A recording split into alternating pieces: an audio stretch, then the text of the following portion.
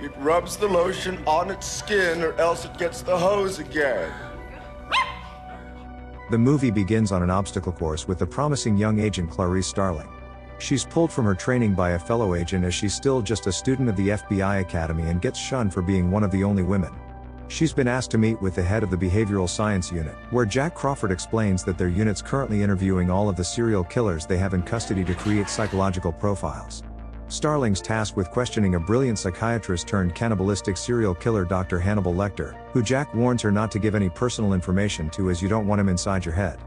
He also says that the doctor has no known connection to his current case of Buffalo Bill, a serial killer known to have skinned at least 5 victims so far and who received the nickname from a tasteless joke. We cut to the state hospital for the criminally insane where Dr. Chilton talks about his most prized asset. After some failed passes at Starling, he takes her to meet Lecter, who he claims to have had some epic rivalry with. He says that Jack was smart to send a beautiful woman to conduct the interview but whips out a picture of the last lady who got too close to him. We don't see the image, but the doctor proudly exclaims that the nurse needed her jaw reset after Lecter leant over and ate out her tongue, all the while his pulse stayed under 80. She's handed over to the orderly Barney in the security sector, who reminds her to keep her distance. The other inmates are housed behind metal bars like multiple Miggs, who claims to be able to smell what's between Starling's legs. At the end of the line, Dr. Lecter stands regal behind a wall of plexiglass and politely asks to see the agent's identification, caring little for the information and more for a closer look at Jack's latest attempt. It's clear to Lecter that she's been sent there to get information on Buffalo Bill, but under the guise of a questionnaire which she passes through the glass to him. Unimpressed, the doctor gives a cold reading based on Starling's appearance, that her good nutrition doesn't hide her accent or cheap shoes that give her away as West Virginian white trash. She takes it on the chin and fires back, taunting Lecter that maybe he's too afraid to do the test.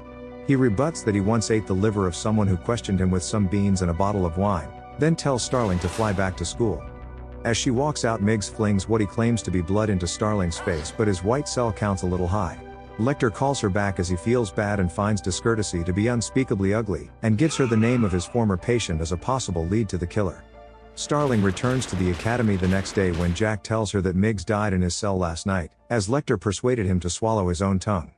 She investigates the name given to her by Lecter, which leads her to a storage lot in Baltimore, where inside she finds a jar of formaldehyde containing a man's head covered in women's makeup.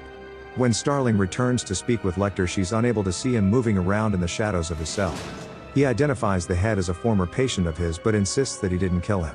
He makes crude remarks about Jack being attracted to Starling, which she likens to something said by Miggs, which offends him as he makes the petty remark that not anymore. Barney turns the lights back on, which Lecter says Dr. Chilton turned off as just one of the many things he does to torment him. He offers a psychological profile of Buffalo Bill in exchange for a room with a view, and despite Starling being told that Lecter already knows the killer's identity, he makes her wait for it. After returning to class, Starling's pulled out almost immediately and accompanies Crawford to West Virginia. They've found the body of another of Bill's victims, skinned and dumped like all the rest. On the trip, Jack explains that his reason for sending Starling in to question Lecter without telling her is that if she went in with the agenda of locating Bill, then Lecter would have known and toyed with her. They get to the funeral home where Starling is again standing in another boys' club of officers.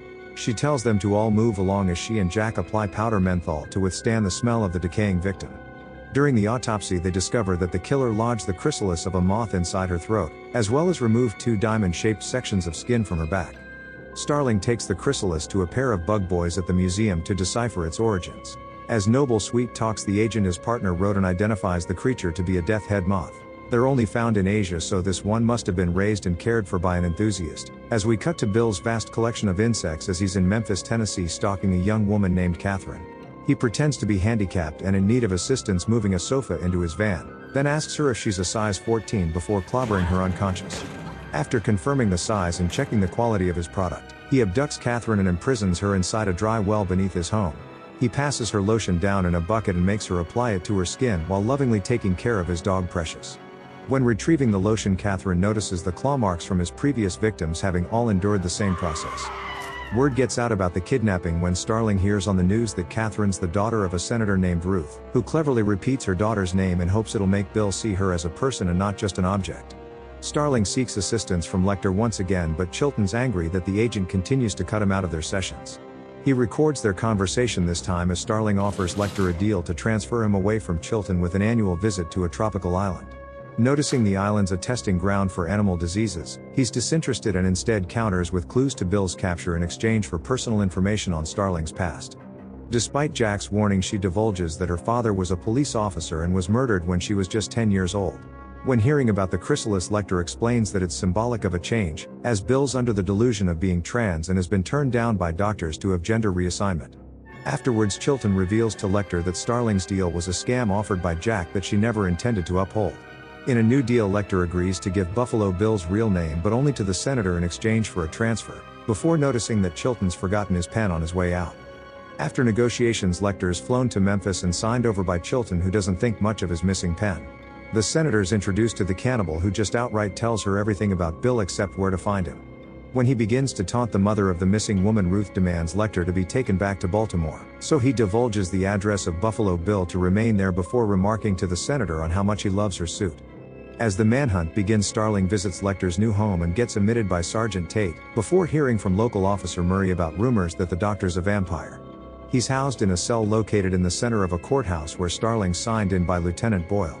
She confronts Lecter about lying to the senator, as she's learned that the name he gave her was just a clever anagram to continue playing his game. Lecter requests that Starling tell him her worst childhood memory, which involves living on a farm. She discovered the slaughterhouse and tried to rescue a lamb but was caught and sent to an orphanage. Lecter deciphers that Starling believes rescuing Catherine will silence the screaming of the lambs that still haunt her dreams. Feeling she's overstayed her welcome, Chilton has security escort Starling out of the building, but she runs back for her case file, allowing Lecter to cop a finger rub. Much to the disdain of Sergeant Pembry, Lecter is fed quality extra rare lamb chops, as the doctor hides parts of Chilton's pen in his hand and allows the officers to restrain him. He then picks the cuffs the moment they enter his cell and proceeds to bite off Pembry's nose and bludgeons Boyle to death with his own nightstick. After having one last blood-soaked dance to his music, Lecter exits his cell, prompting the suspicious officers downstairs to investigate the rogue elevator. Tate leads his team to the cell, where they find Boyle disemboweled and strung up on display. Murray discovers that Pembry's still alive, but his face has been horribly mutilated in the attack. Still unable to locate Lecter, the paramedics transport Pembry to an ambulance when he begins to have a seizure, but locate a bleeding Lecter on top of the elevator as they exit. SWAT find him unresponsive with a gun by his side and the blood pouring from his head. When one agent shoots him in the leg, he still doesn't respond, so they move in, to find that it's the real Pembry, as Lecter's used the officer's face as a mask to escape. Starling's friend from the academy, Ardelia, informs her of Lecter's escape, but she's not afraid that he'll come after her, as he would find that to be rude. The two go over her case file and the seemingly random pattern of Buffalo Bill's attacks, to come to the assumption that the first victim knew her killer personally, as she had more effort put into hiding her corpse. Starling travels to the girl's hometown of Belvedere, where she's shown to the victim's bedroom by her father.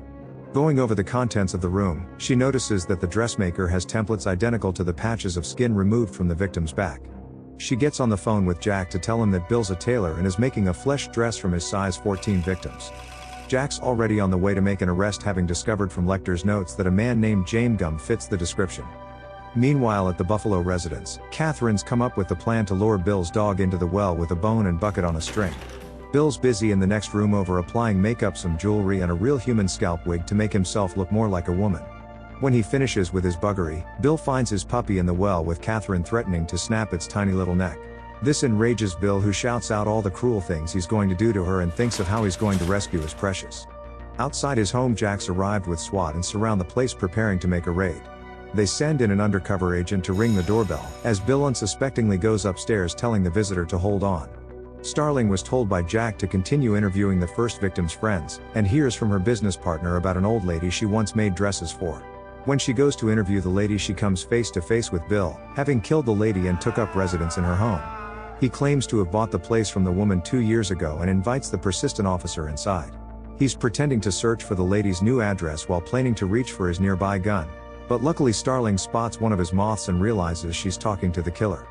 She draws her weapon, but Bill runs into his basement, picking his gun up on the way down. When the lone officer descends, she locates Catherine inside the well, but tells her to wait for other officers, leaving her screaming profanity. She pursues Bill deeper into the basement, but when she locates a long decayed body, the lights go out. In complete darkness, Bill uses his night vision goggles to stalk Starling around the room until he's decided he wants to shoot her. Starling hears the hammer pull back and turns around, firing wildly, nailing both Bill and shooting out the blackened windows of the cellar. She kills Buffalo Bill while her tiny frame came in handy and avoided any shots coming her direction. When the slowpokes finally arrive, Catherine's rescued from the hole, and a few days later Starling's made a full agent by the FBI.